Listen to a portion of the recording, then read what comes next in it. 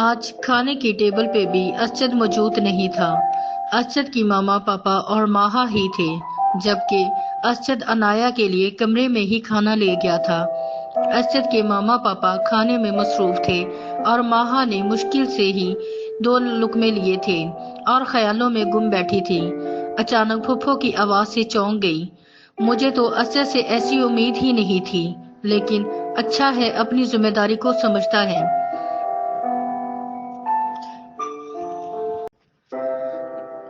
کیوں نہیں رکھے گا خیال؟ اس معاملے میں بالکل اپنے باپ پر گیا ہے، اسجد کے پاپا نے شرارت بھرے انداز میں کہا۔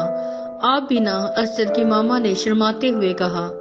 ہم شوہروں کو تو کام ہی یہی ہے، اگر ہم ایسا نہ کریں ہماری مجال ہے، اسجد کے پاپا نے موقع سے فائدہ اٹھاتے ہوئے کہا۔